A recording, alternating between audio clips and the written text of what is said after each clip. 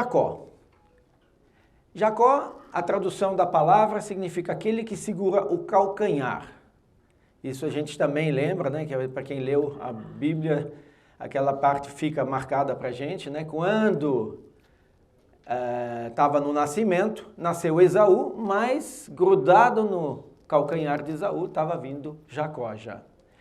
E também outra tradução para Jacó seria suplantador, ou seja, aquele que quer superar ou exceder.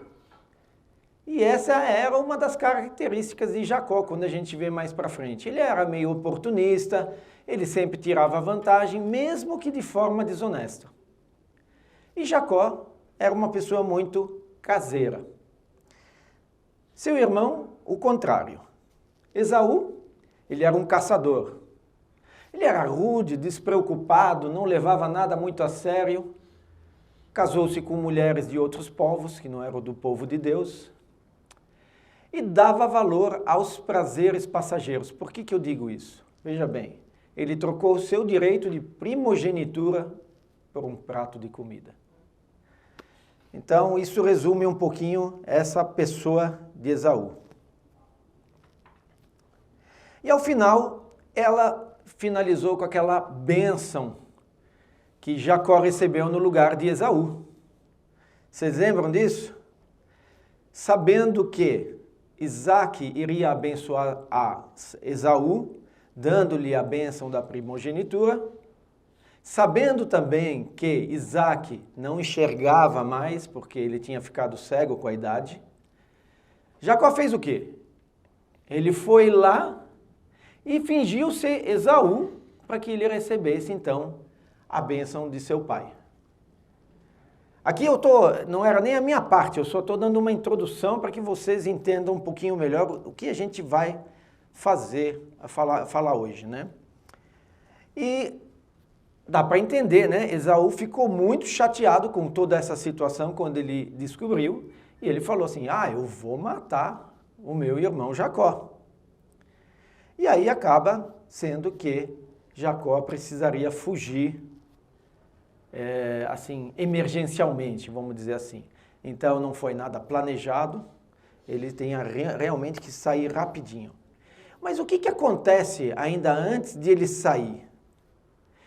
Pergunto a vocês, ele sai assim meio que... Não, primeira pergunta. Isaac fez o quê quando soube que tinha sido ludibriado? Quando soube da mentira que Jacó fez com ele ali? Vocês lembram? Seria a tarefa de um bom pai dar uma bronca, uma disciplina, mas o que aconteceu? Lá no momento, sim, mas depois do acontecido. Antes de se despedir para ir viajar, então. Ele recebe uma segunda bênção do pai. E aí a gente fala assim, cara, como assim? Jacó mereceu isso? E essa segunda bênção era a bênção da aliança, aquela promessa que Deus tinha feito para a descendência de Isaac. Então parece um pouquinho contraditório esse tratamento que Jacó recebeu naquele momento. Outra pergunta, para quem lembra, vamos testar vocês aqui, né? Ele fugiu, mas ele estava sem rumo e sem metas? Ou ele tinha alguma coisa em vista? Isso é importante também para a gente. A gente conhece Jacó um pouquinho melhor quando a gente vai entender isso. Para onde ele foi? Para a casa do tio, né? Tá. E ele foi para a casa de Labão porque, primeiro, sua mãe tinha falado, vai para a casa de Labão, se esconde lá por um tempo e depois você retorna. E o pai, Isaac, disse para ele, vai para a casa de Labão e lá você procura uma esposa para você. Então, apesar de toda essa malandragem que Jacó tem, ele obedece os pais. E ele sai rumo a Harã, onde que está lá Labão, e ele vai, então, também buscar uma esposa. Então ele tem, sim, um destino, uma meta, mas tudo meio de qualquer jeito. Foi, assim, rapidamente decidido.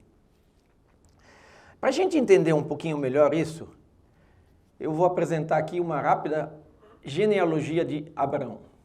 Vocês veem lá Sem, que teve seus descendentes até chegar em Terá, ali no meio. Terá teve 3 filhos, que foram Abraão, Naor e Harã. Vocês estão conseguindo acompanhar aí? Tá.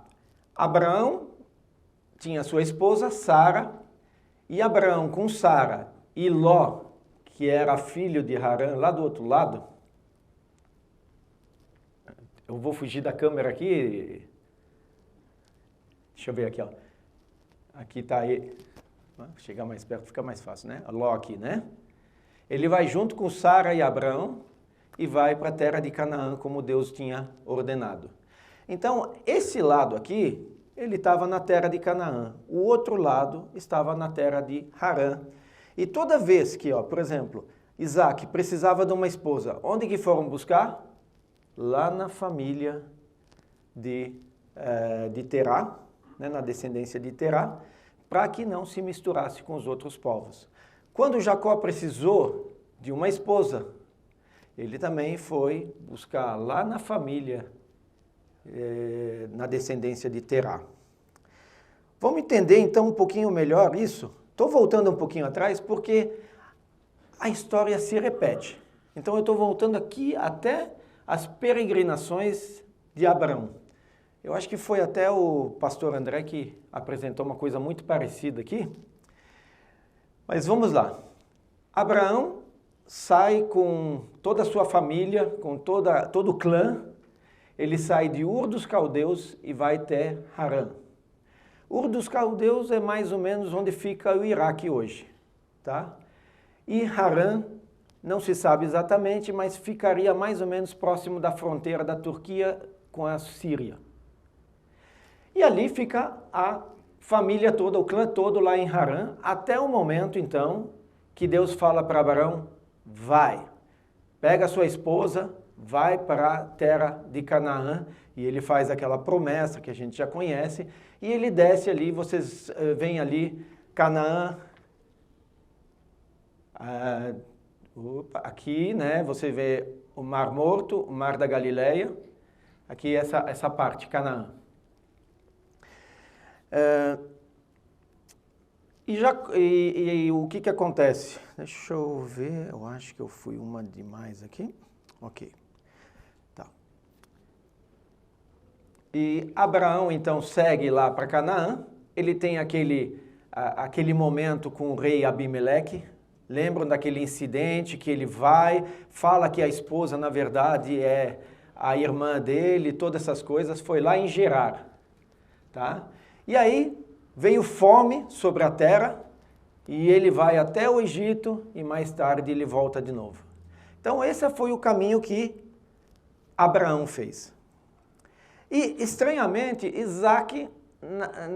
com Isaac algumas coisas foram semelhantes.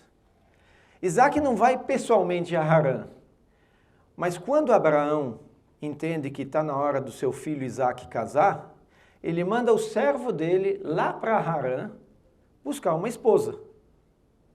De novo, lá no clã, né? E esse servo vai para lá, mas está tudo planejadinho, está tudo certinho.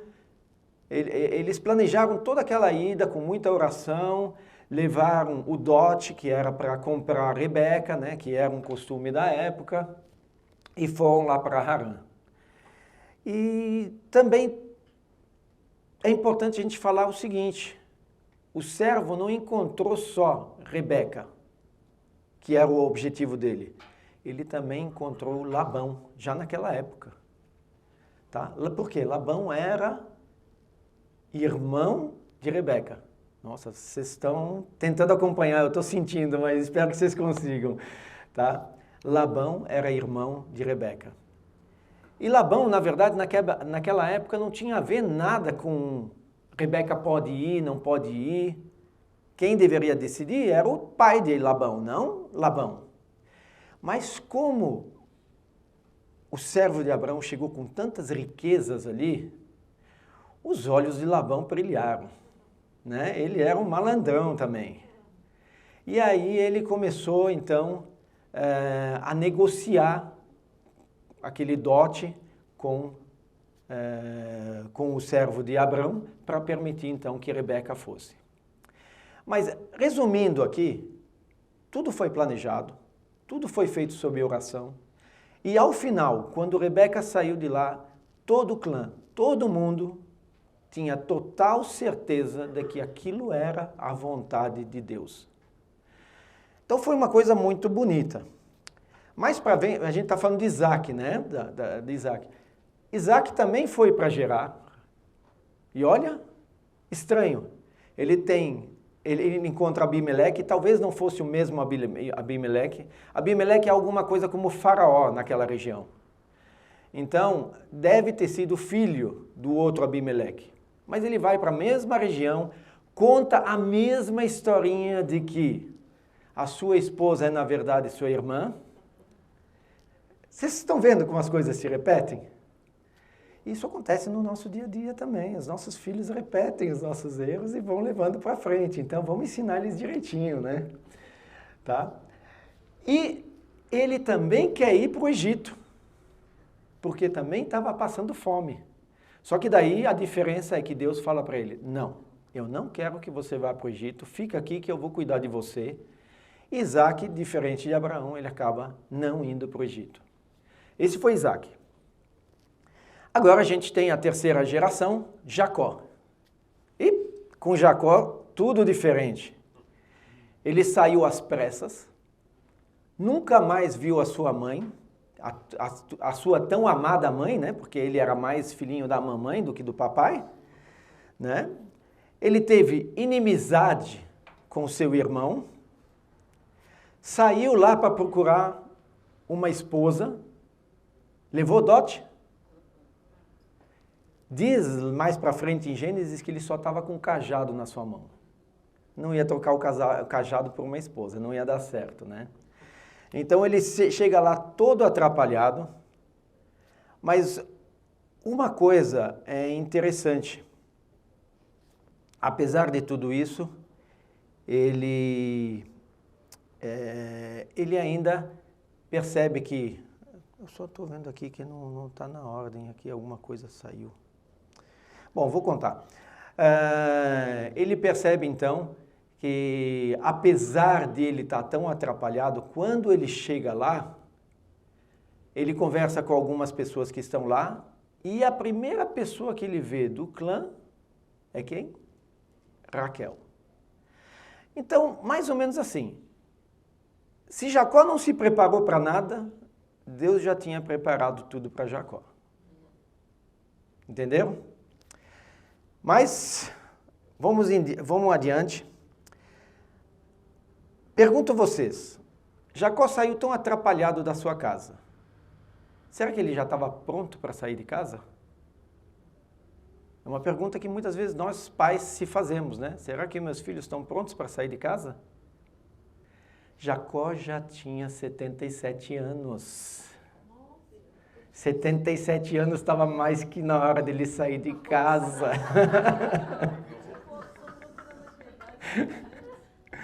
Então, mas assim, se ele estava preparado, eu não sei. E aí é o momento que a gente começa a se perguntar, a nossa idade física é sempre a nossa idade mental? Não, a gente sabe disso, né? E eu vou um pouquinho além. A nossa idade física é sempre a nossa idade espiritual? Também não. Ou tu não é, mas nenhuma mulher vai querer casar com um cara de 70 anos, né, mano? Mas olha, eu não sei, essas são as coisas de Deus. Você vê que todos eles vão ali buscar uma esposa dentro do clã e todas elas são lindas. Todas elas são cobiçadas pelos reis de Gerar e etc e tal. Então, não sei, essas são as coisas de Deus, né? Apesar da idade aqui, as coisas funcionam desse jeito, né? Tá? Mas ele pelo que a gente sente, ele não está pronto para sair de casa. E apesar, assim, ele saiu atribulado, ele recebeu a bênção do pai. O pai pode ter falhado em tratar ele desse jeito, mas eu pergunto, e Deus? Como que será? O que Deus pensou sobre ele nesse momento? Depois que ele aprontou com o pai que era cego, ou seja, enganou um velho cego, né? O que será que Deus pensa?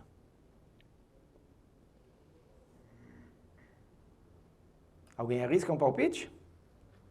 Que já era promessa, né? Era Jacó a promessa para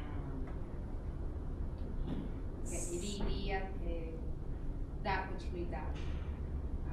Então, essa é a pergunta. Será que Jacó sabia disso? Vamos lá, vamos facilitar um pouquinho para todo mundo aqui. Acho que Deus transforma também maldição em bênção. Eu pus ali que a saída dele foi uma tragédia, né? A bênção que se tornou tragédia, mas Deus vai fazer isso se tornar bênção de novo, é verdade, tá?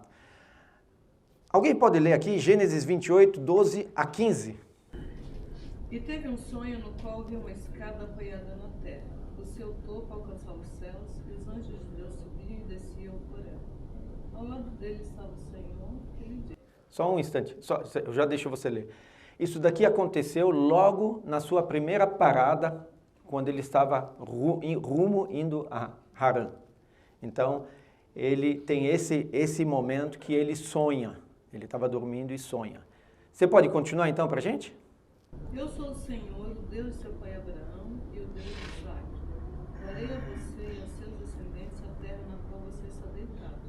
Os seus descendentes serão como o pó da terra e se espalharão para o oeste, para o leste, para o norte e para o sul.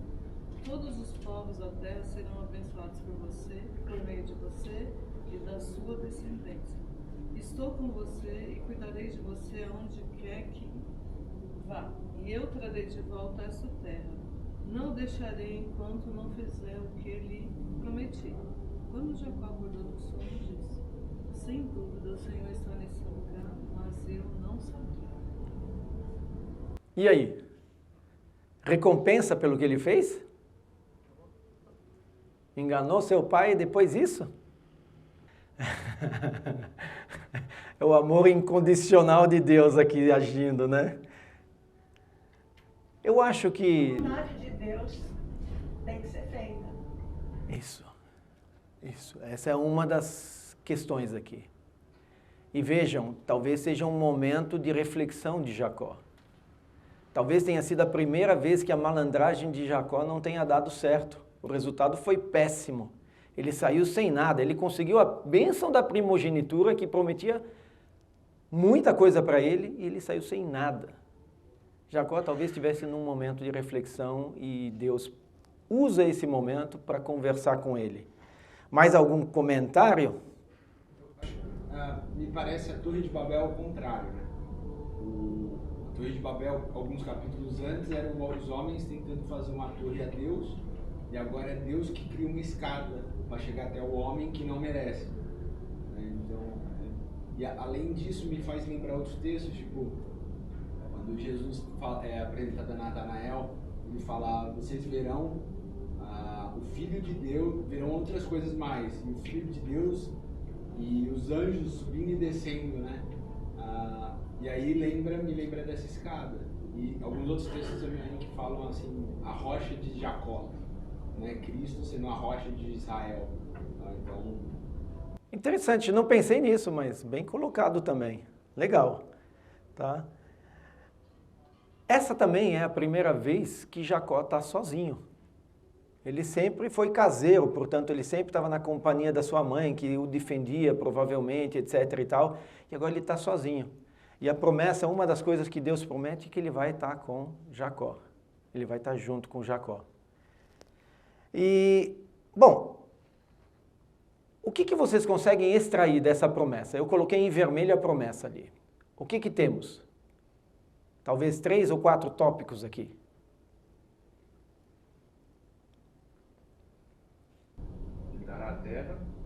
Como que é? Ele herdará a terra que está deitado.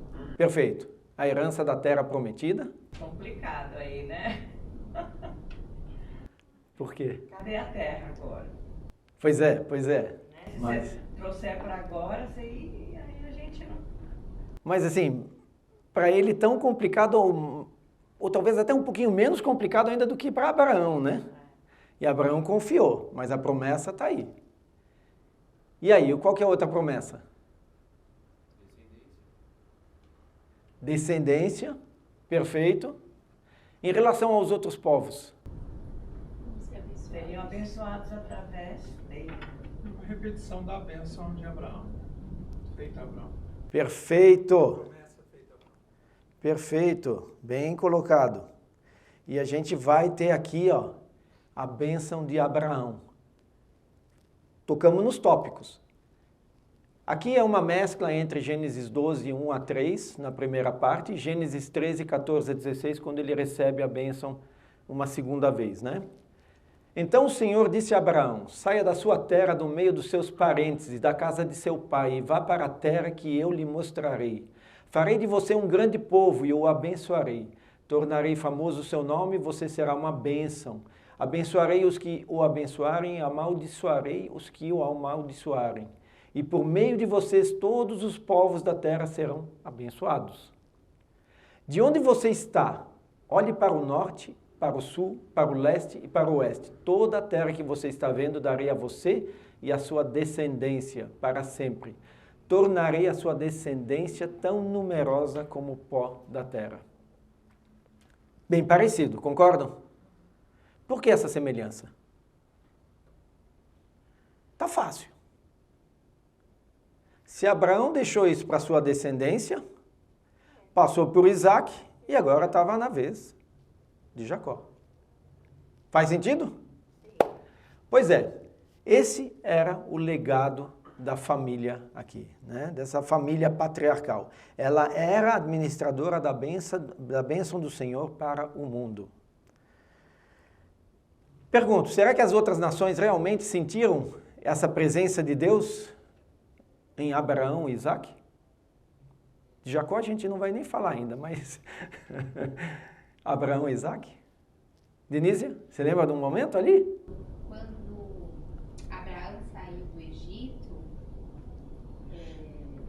foi um momento que ele saiu com muitas riquezas e o povo viu o poder de Deus ali para ele sair. Lembra com a história da Sara e as pestes que aconteceram lá dentro, quando Sara estava com o faraó. Sim, agora vocês precisam até me ajudar um pouquinho. Tem Abimeleque e o Egito. Eu acho que isso foi Abimeleque, né? Certo. Tá. Então, mas é verdade. Você lembrou bem. Quando Abimeleque reconhece a mão do Senhor com Abraão, ele fala o quê? Deus está contigo em tudo o que fazes. É esse trecho que você está lembrando, provavelmente. Chegou o momento que Sara morre e Abraão vai procurar um local para sepultar ela. E ele vê ali uma propriedade de um hitita e chega lá e pergunta, olha, eu posso comprar essa propriedade e tal? E o hitita é muito generoso e fala assim, sim, lógico, tanto que você é um príncipe de Deus em nosso meio. É o que ele fala sobre Abraão. Então os povos ali reconhecem. E com Isaac não foi diferente. O encontro de Abimeleque com Isaac também teve ali, vimos claramente que o Senhor está contigo. Inclusive, esse foi o motivo de eles não terem entrado em guerra. Tanto com Abraão como com Isaac, tinha sempre a disputa, porque eram povos grandes, e tinha disputa pelos poços de água, que era que nem o nosso celular de hoje, tá? Todo mundo precisa de um celular, e eles precisavam da água ali, tá? Mas era a disputa pelos poços de água. E só não deu briga, porque os Abimeleques aqui sentiram que não iam levar melhor, e preferiram fazer as pazes com Abraão e com Isaac. Então, realmente, aqui, A bênção de Deus está sendo derramada sobre Abraão, Isaque e proclamada para os povos, né? Eles reconhecem que há um Deus com o povo de Deus aqui, que é superior àquilo que eles entendem. Tá? Vamos um pouquinho mais adiante. Jacó então entendeu a mensagem que Deus deu para ele? O que vocês diriam? Foi bem claro, né? A promessa que eu fiz para Abraão, agora eu estou fazendo para você. Qual será a resposta que Jacó deu? Alguém pode ler para mim? A primeira parte, até luz ali. Na manhã seguinte, Jacó pegou a pedra que tinha usado como travesseiro, colocou-a em pé como coluna e derramou óleo sobre o seu topo. E deu o nome de Betel àquele lugar, embora a cidade anteriormente se chamasse Luz. Perfeito, vamos parar aqui.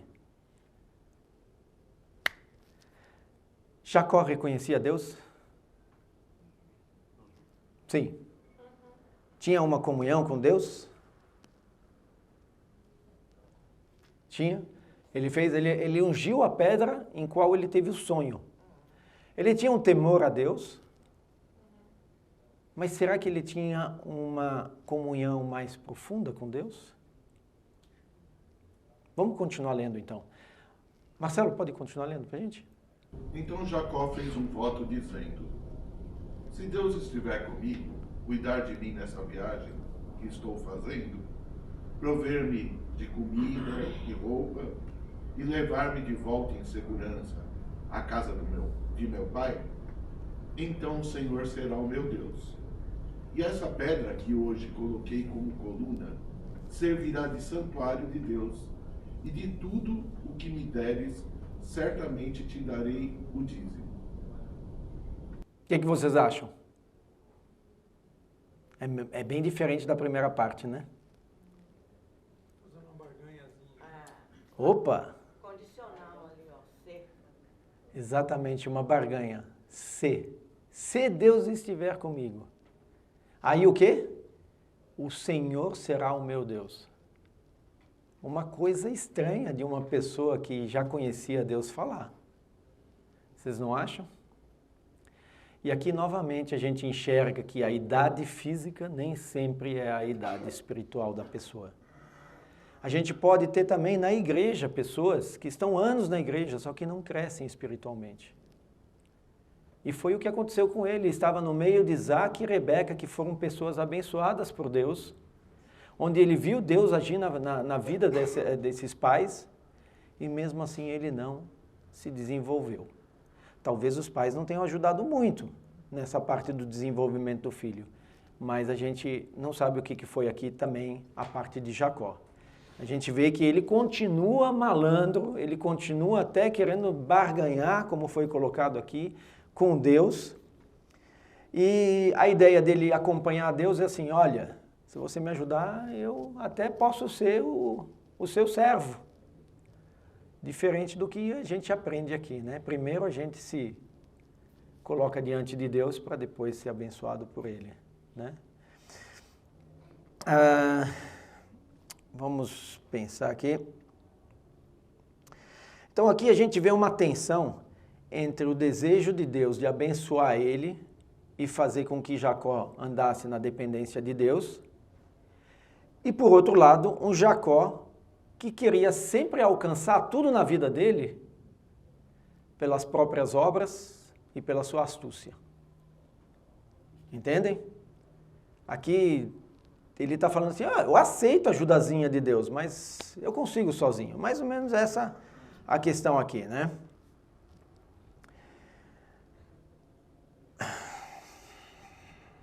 Tá, a gente já falou naquele momento, né, o versículo está aqui, que ele vai então, depois desse momento, ele chega em Harã e ele fala com essas pessoas que ele encontra ali próximo de um poço, e aí ele pergunta: vocês conhecem a descendência de Terá ali, Betuel, etc., toda a família?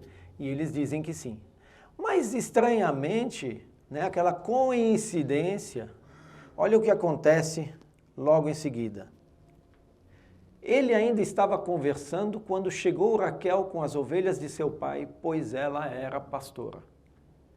Depois de toda essa viagem, a primeira pessoa que ele vê, como eu falei antes, é Raquel. Então, aqui os planos de Deus acima dos nossos planos. Raquel, pelo visto, já estava reservada para ele por Deus, por mais que ele nem pensasse, nem tivesse preparado para isso. Mas como eu falei, ele chegou lá sem dinheiro, só com o cajado, e ele precisava comprar Raquel. Vocês lembram qual foi o trato que ele fez com Labão, que era o pai de Raquel?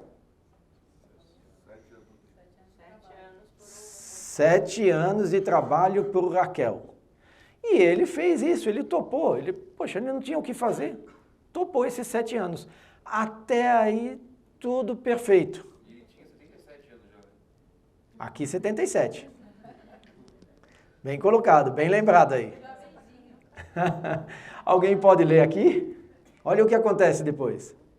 Então, Labão reuniu todo o povo daquele lugar e deu uma festa. Mas, quando a noite chegou, deu sua filha Lia a Jacó. E Jacó deitou-se com ela. Labão também entregou sua serva Zilpa à sua filha para que ficasse a serviço dela. Quando chegou a manhã, lá estava Lia. Então Jacó disse a Labão: que foi que você me fez? Eu não trabalhei por Raquel? Por que você me enganou? Labão respondeu: aqui não é costume entregar em casamento a filha mais nova antes da mais velha. Deixe passar esta semana de núpcias e daremos a você também a mais nova, em troca de mais 7 anos de trabalho. Aqui ele já está com uns 84 agora, né? Tá? E teria que trabalhar mais uma semana. Vejam bem, o malandro Jacó foi enganado por um malandro maior aqui, hein? Tá? E aí a gente começa a entender alguma coisa. Vocês perceberam que Labão era irmão de Rebeca, que eu falei?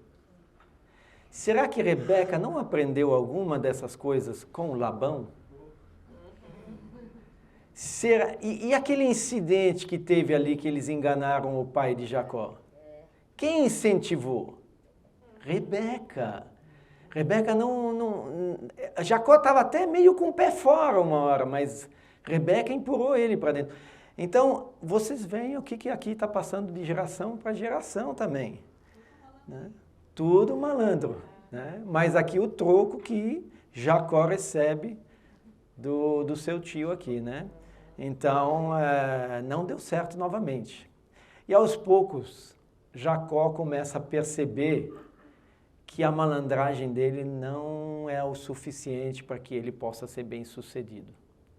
Tanto que se fosse só por Jacó, ele teria saído lá da terra dele sem as esposas, porque ele brigou com Labão, ele teria saído sem as esposas e sem riqueza nenhuma. Foi Deus que colocou a sua mão ali para que ele pudesse sair rico e casado com 2 esposas de lá. Tá? Mas as trapalhadas de Jacó também têm as suas consequências. Ele acabou se casando com 2 mulheres rivais que vão dar muito problema para ele nos próximos anos. Então, tudo isso é quando a gente não consulta a Deus, quando a gente não pede a Deus por sabedoria para fazer as coisas, quando a gente faz as coisas simplesmente, a gente deixa a vida nos levar. Né? Bom, a gente entende que então Deus tinha um legado para Jacó. E Jacó ainda não está pronto. E eu creio que ele só vai estar pronto na hora que ele recebe o novo nome dele. É aquele momento que eu acho que Deus reconhece que ele vai estar pronto. Mas isso são cenas dos próximos capítulos. Eu só dei um spoiler rapidinho. Mas nós vamos tentar entender hoje a questão do legado. O que foi passado de geração em geração aqui. E aí vamos tentar entender o que é legado. Tem 2 definições que eu coloquei aqui, que eu achei. Missão confiada a alguém por pessoa que está a ponto de morrer. deixar algo positivo, valioso ou impactante para as gerações futuras. Como que é o legado que você está deixando para o seu filho? Qual é o legado?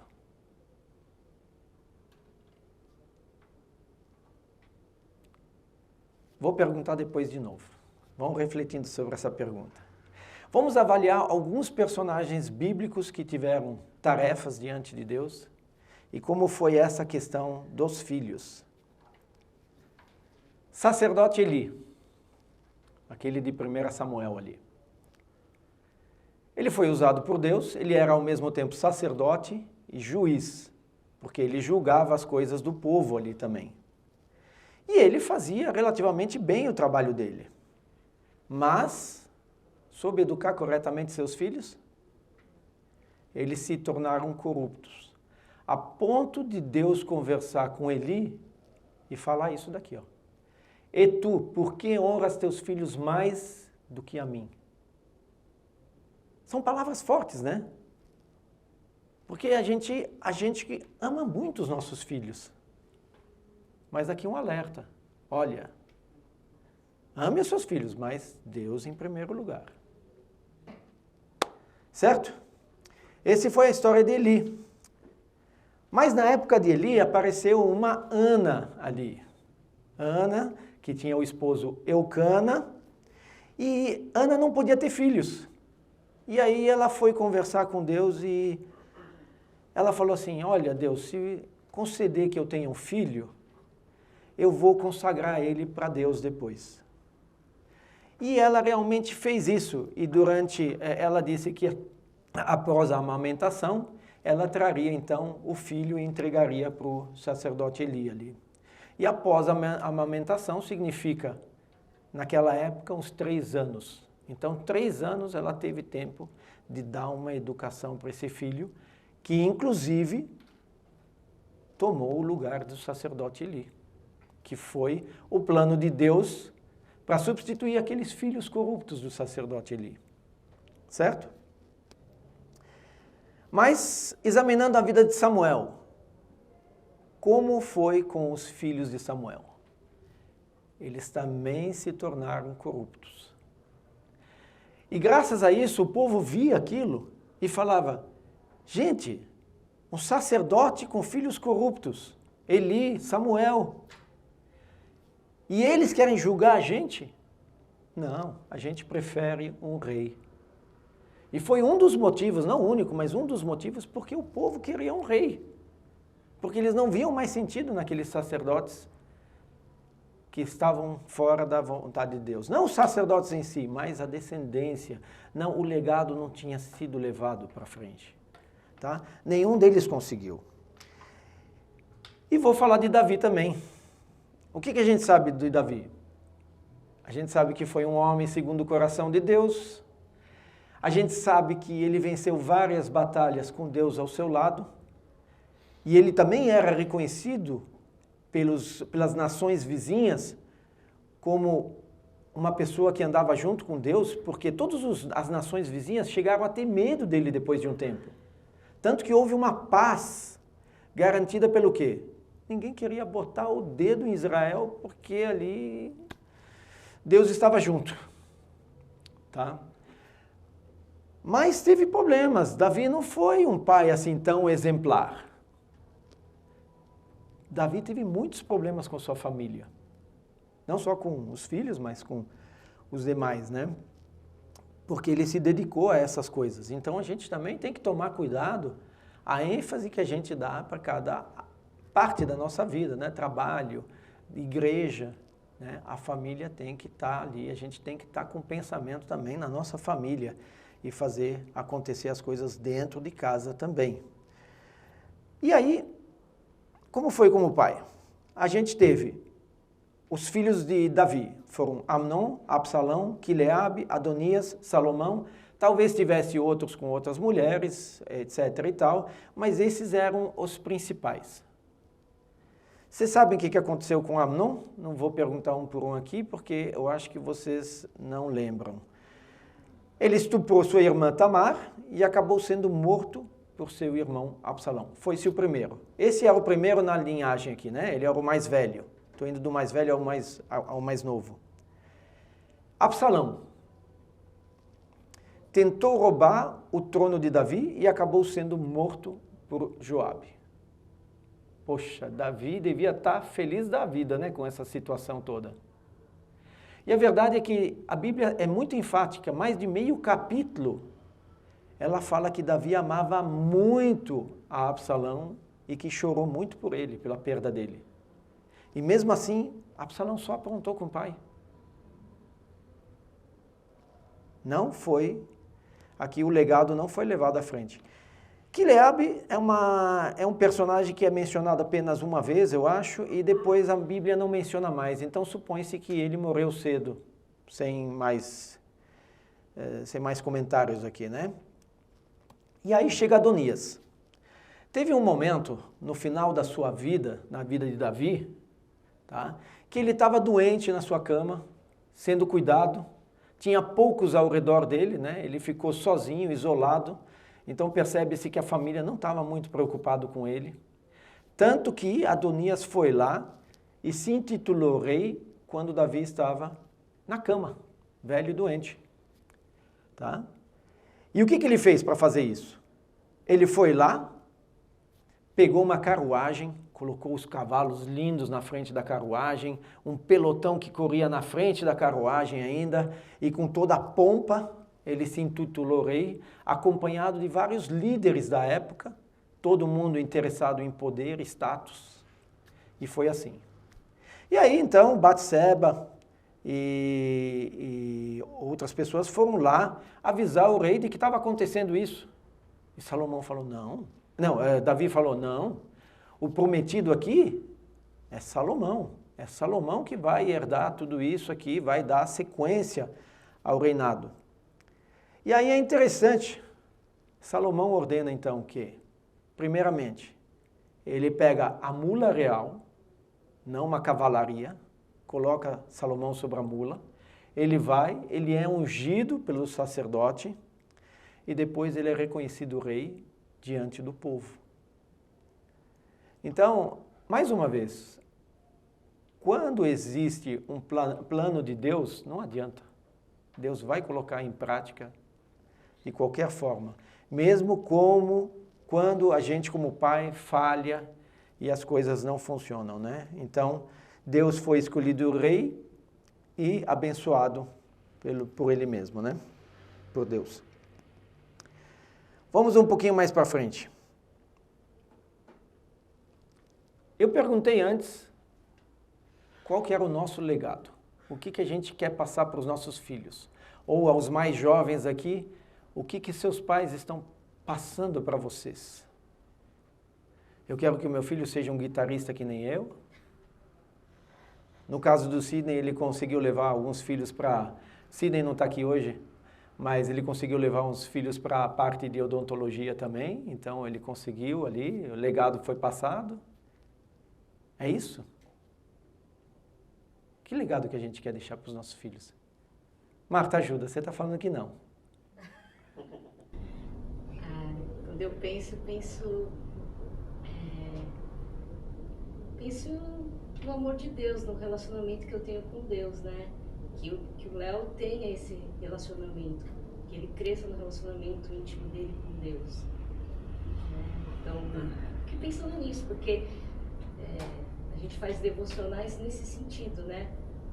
De poder compartilhar o que a gente aprende na Bíblia, né? E a gente gosta de fazer isso, né? Porque a gente quer mostrar para o Léo quão especial é, né? As coisas que Deus ensina para a gente nas Escrituras. Ótimo. Não, perfeito, perfeito. Alguém quer completar com alguma coisa? É que é um compromisso de vida, né? Eu sempre penso nesse legado de Deus acima de todas as coisas, né? A minha vida não é a minha vida, as minhas necessidades. Peraí. Deus que vai me mostrar a minha vida e as minhas necessidades. Então, em mínimas coisas, né? Na convivência, de marido e mulher.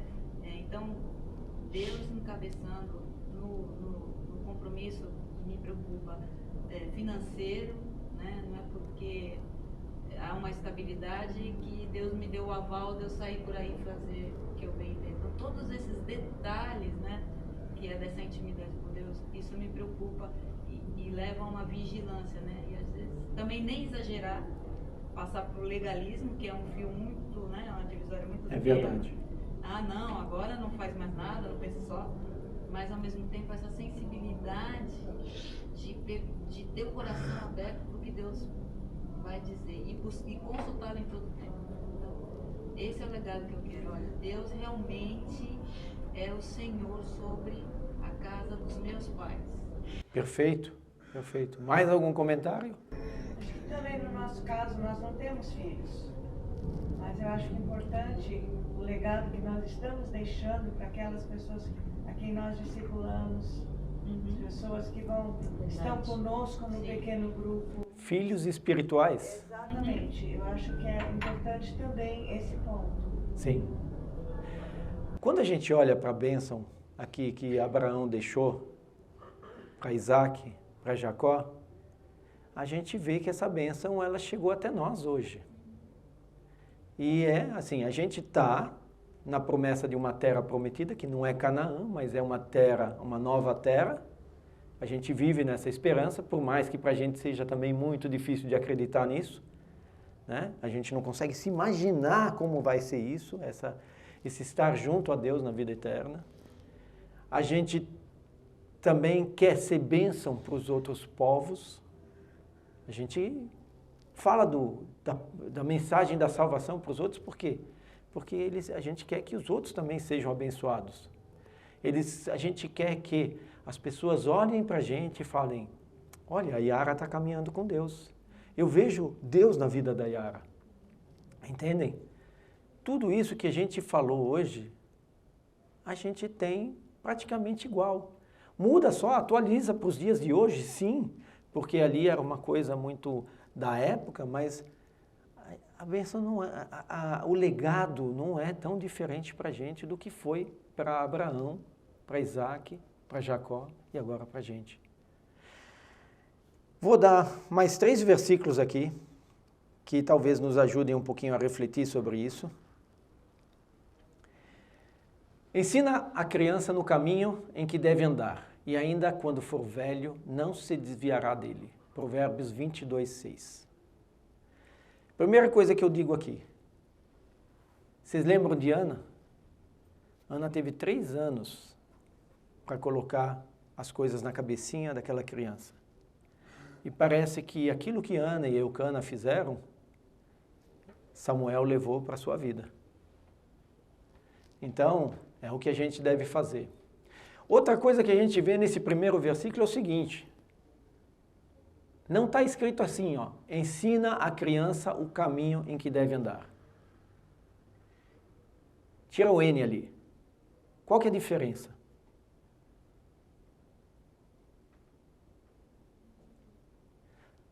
Alguém quer palpitar? O caminho é uma coisa distante, ó. Olha ali o caminho de Deus ali, ó. Né? Está caminhando junto. Exatamente. Esse é o exemplo que a gente dá como pai quando a gente acompanha. Né? Esse é o primeiro versículo. Segundo, pais, não irritem seus filhos, antes criem-nos segundo a instrução e conselho de quem? Do Senhor. Quando esse versículo fala disso, eu fiquei pensando, né? A gente quer educar nossos filhos e muitas vezes a gente dá conselhos que nem mesmo são de Deus.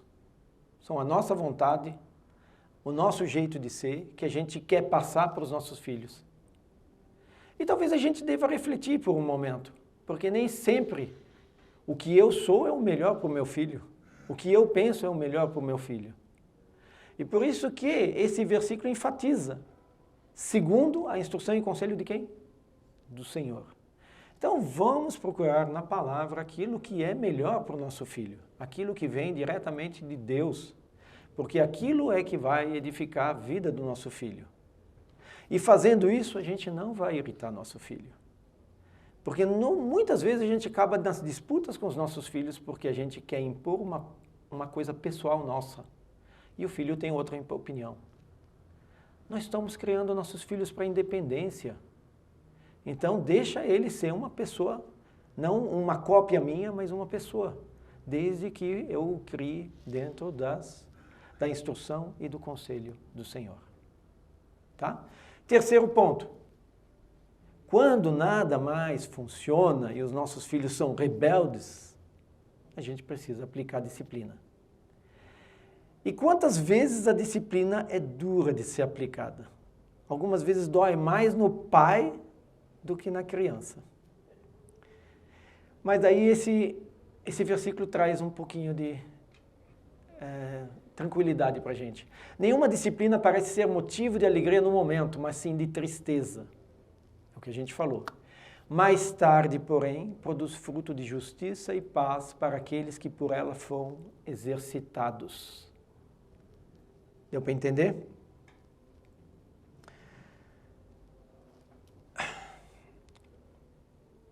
A gente resume tudo isso aqui, né? Por exemplo, na vida de Jacó. A mãe colocou muitas coisas, a Rebeca colocou muitas coisas na cabeça de Jacó que eram dela. Colocou também coisas de Deus, mas colocou muitas coisas dela. Tanto que ele se tornou o que ele foi. Então, não, conselhos segundo o Senhor. A disciplina talvez tenha faltado naquela casa. Não podemos dizer, não tem relato bíblico suficiente para a gente falar isso. Existe uma parte boa. Jacó obedecia a seus pais, mas ele ainda não estava preparado com 77 anos para trilhar uma caminhada sozinha com Deus. Então, essa reflexão eu deixo para vocês, tanto os jovens que um dia talvez tenham uma família aí, né? Como os pais que estão aqui, da gente pensar qual é o legado que a gente quer deixar para os nossos filhos.